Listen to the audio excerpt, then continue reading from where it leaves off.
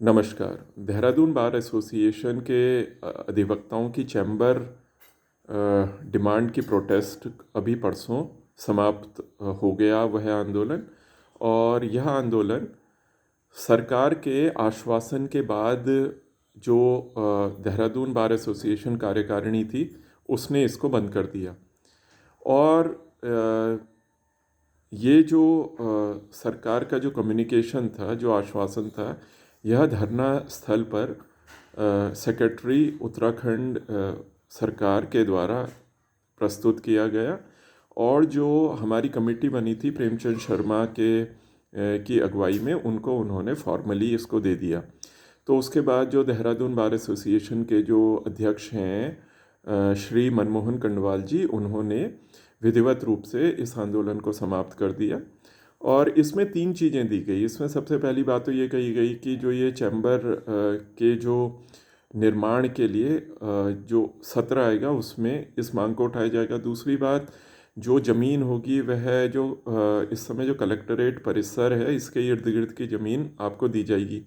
और तीसरी चीज़ ये थी कि जब तक चैम्बर की व्यवस्था नहीं हो पाएगी नई जगह पे, या फिर वैकल्पिक जगह निर्धारित नहीं होगी, तब तक जो यथास्थिति है वह बनी रहेगी। डिस्ट्रिक्ट कोर्ट के सामने जो इस समय वकील बैठे हैं चैम्बर्स में, वह बैठे रहेंगे। तो ये अपने आप में एक पूरी बात थी। और केवल इसमें यह था कि सरकार की तरफ से केवल आश्वासन था। सरकार ने ये नहीं कहा, उत्तराखंड सरकार ने, कि हम चैम्बर्स को बनाएंगे।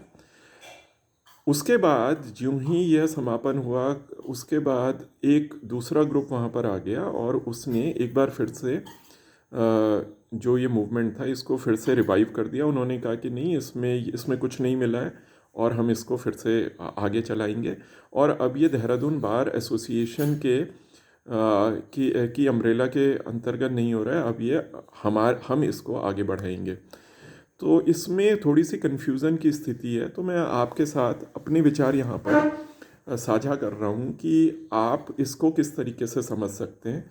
और क्योंकि एक अधिवक्ता है वह एक जागरूक नागरिक भी है, इसलिए उसको ये समझ में आना चाहिए कि एक्चुअली क्या हुआ और अब क्या इसकी स्थिति है आंदोलन की। तो आपको कुछ बिंदुओं के थ्रू आपको मैं बता दूंगा। देखिए, हमारे देश में ब्रॉडली देखा जाए तो पूरे भारत में दो पार्टीज़ का सिस्टम है। एक बीजेपी है और दूसरी कांग्रेस है। हर जो भी संगठन होगा, वो किसी का भी हो, बिजनेसमैन का हो, शिक्षकों का हो, कोई भी हो, फॉर्मल इनफॉर्मल तरीके से अधिवक्ताओं का हो, उसमें यही दो विचारधाराओं के लोग आपको मिलेंगे। तो हुआ ये है कि अब मैं आपको ये एक थ्योरेटिकल हिसाब से चीज़ें समझा रहा हूँ जिससे आपको कुछ ना क्लैरिटी आए। तो इस समय जो वर्तमान देहरादून बार एसोसिएशन की कार्यकारिणी है, माना कि वह कार्यकारिणी कांग्रेस समर्थित है, उसमें जो लोग पदाधिकारी हैं वह सारे कांग्रेस की विचारधारा के हैं। और क्योंकि बार काउंसिल उत्तराखंड के चुनाव 30 जनवरी तक होने हैं, जिसका नोटिफिकेशन वगैरह आ गया है, इसलिए जो देहरादून बार एसोसिएशन के जो चुनाव हैं उसके लिए शायद जून तक का समय है, जून 2025 तक का। तो आप ऐसा मान के चलिए, एक आप ऐसे समझ सकते हैं कि इस समय जो कार्यकारिणी है वह है कांग्रेस की।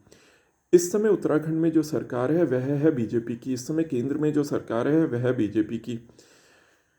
तो जो भी, और जो ये चैम्बर निर्माण का कार्यक्रम है, जो ये पूरा जो प्रोजेक्ट है, ये बहुत बड़ा प्रोजेक्ट है। इसमें करोड़ों का हिसाब किताब है।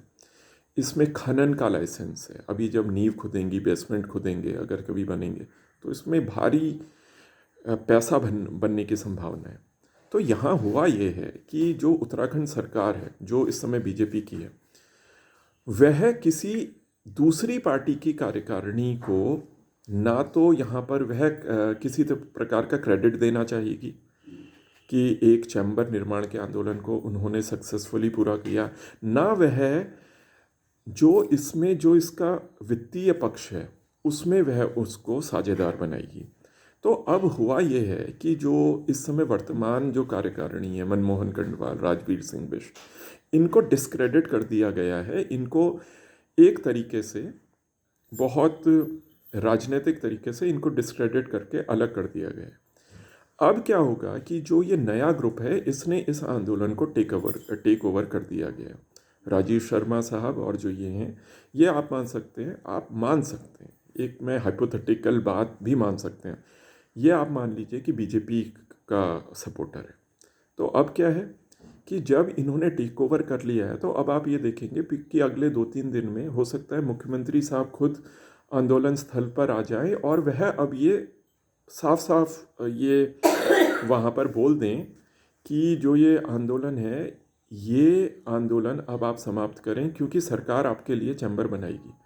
उसके बाद क्या है कि जब भी देहरादून बार एसोसिएशन के चुनाव होंगे तो एक बीजेपी समर्थित जो लोगों की कार्यकारिणी आ जाएगी, अध्यक्ष आ जाएगा, सचिव आ जाएगा।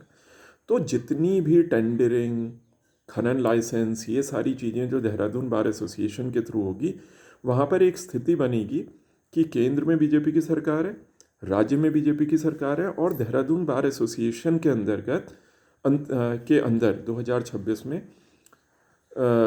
बीजेपी समर्थित कार्यकारिणी है। तो ये जो सारी चीज़ें हैं ये एक इनसिंक हो जाएगी। तो ये आपको इस तरीके से भी आप इस चीज़ को समझ सकते हैं। तो इसलिए अगर आपको ये लगता है कि ऐसा क्यों हुआ और इसमें आपको अगर इसको समझने में समस्या हो रही है तो आप इन चीज़ों को ऐसे समझ सकते हैं। अब यहाँ पर एक और प्रश्न आता है कि जो ये इस समय जो मनमोहन कंडवाल जी हैं, ये भी राजनीतिक रूप से पूरे परिपक्व हैं। ये इस तरीके से क्यों किया कि इन्होंने एकदम से इस आंदोलन को बंद कर दिया। तो देखिए पॉलिटिक्स इसी तरीके की चीज़ है कि कई बार क्या होता है, आप अपने को प्रोटेक्ट करने के लिए भी कुछ लेके अपने को साइड कर लेते हैं जिससे कि जो ब्रॉडर स्कीम ऑफ थिंग्स हैं वो यहाँ पर इम्प्लीमेंट हो जाए। और ये होता ही है कि जब राज्य सरकार कुछ देती है तो लाइक माइंडेड लोगों के थ्रू वो चीज़ों को देती है। तो इस कारण आप ये देखेंगे कि अगले 2-3 दिन में मुख्यमंत्री भी आ जाएंगे और वो आश्वासन को वह बिल्कुल अमली जामा पहना देंगे। उनके शब्दों में वे बोल देंगे कि सरकार ही अब इन चीज़ों को बनाएगी और ये सारी चीज़ें देहरादून बार एसोसिएशन के थ्रू होंगी। तो अपने ही लोग देहरादून बार एसोसिएशन में आ जाएंगे। ये जो दूसरा ग्रुप है आप इसको ऐसे भी देख सकते हैं। ये मेरे अपने विचार थे, आपको एक क्लैरिटी देने की कोशिश थी कि अगर आप किसी आंदोलन को देखें तो इस तरीके से भी देख सकते हैं। किसी और विषय में किसी और दिन आपके साथ चर्चा होगी। धन्यवाद।